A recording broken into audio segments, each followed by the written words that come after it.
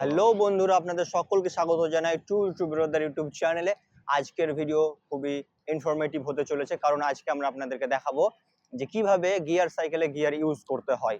এটা অনেক basic question যে গিয়ার আবার কিভাবে ইউজ করতে হয়, বাট এটা যদি আপনারা প্রপার নলেজ না থাকে না, তাহলে একটা গিয়ার সাইকেল কিনে নিয়েও আপনারা মনে হবে যে নর্মালি তো সাইকেল করছি।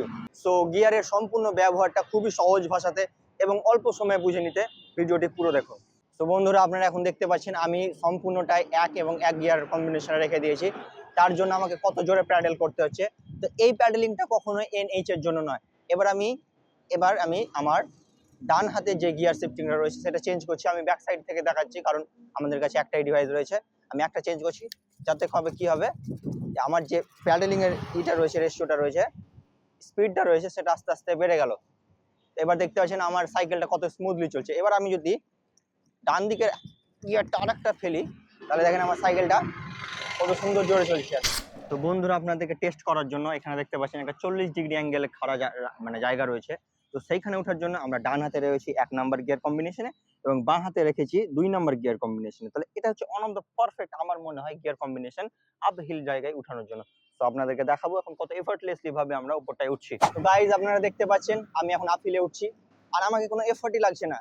মনে হচ্ছে একদম নর্মাল রাস্তাতে চলছি, সেরকম কোনো এফর্টই লাগে, একদম স্মুথলি উঠে গেলাম, কোনো কিছুই মনে হচ্ছে না। আপনারা দেখলেন যে আমি আমার ম্যাক্স সিটিতে কত ইজিলি উঠে গেলাম।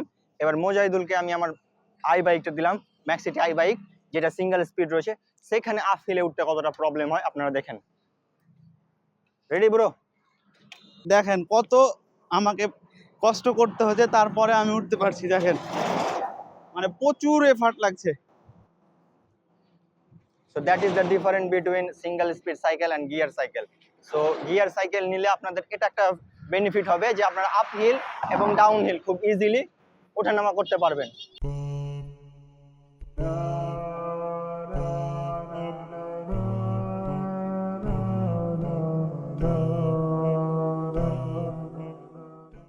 এবার আপনারা দেখতে পাচ্ছেন আমার বাম সাইডের গিয়ার আছে 1 নাম্বারে।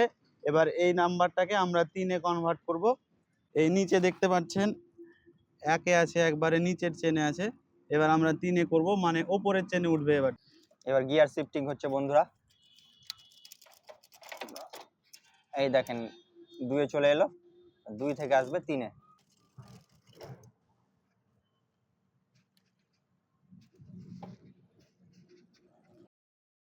আমাদের একটাই ক্যামেরা, তাই একটু প্রবলেম হচ্ছে কিভাবে আপনাদেরকে দেখাবো, বাট আপনারা হয়তো বুঝতে পারছেন আমরা কি বলতে চাইছি আপনাদেরকে। ডান হাতে রয়েছে 5 নম্বর গিয়ারে এবং বাঁ হাতে রয়েছে 3 নম্বর গিয়ারে। এবার দেখেন আমার স্পিডটা কেমন উঠবে। প্রথমে দিকে একটু এফর্ট লাগবে, বাট এর স্পিডটা প্রচুর জোরে উঠবে। মোটামুটি আমি 30 আরামসে উঠিয়ে দেবো, 30-35 কোনো ব্যাপারই না।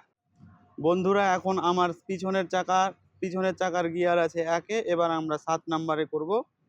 এখানে 1-এ আছে 6, 5, 4, 3, 2, 1। এটা 1-এ হয়ে গেল। বন্ধুরা, আপনারা দেখতে পাচ্ছেন এটা হচ্ছে আমার ককপিট। আমার ডান হাতে রয়েছে 7টি গিয়ার এবং বাঁ হাতে রয়েছে 3টি গিয়ার। টোটাল আমার এই সাইকেলে 21টা গিয়ারের কম্বিনেশনে আপনারা রাইড করতে পারবেন এবং মোস্ট অফ দ্য সাইকেলে এরকমই কম্বিনেশন থাকে। তো বন্ধুরা, গিয়ার রিলেটেড আপনাদের মনে যদি কোনো কোয়ারি থাকে তাহলে আমাদেরকে অবশ্যই জানাবেন। আমরা পরবর্তী কোনো ভিডিওতে সেটা সমাধান করার চেষ্টা করব। তো আজকের ভিডিও আমরা এখানে এন্ড করছি। ততক্ষণ সবাই সুস্থ থাকবেন, ভালো থাকবেন। দেখা হচ্ছে কোনো পরবর্তী ভিডিওতে। ধন্যবাদ সকলকে।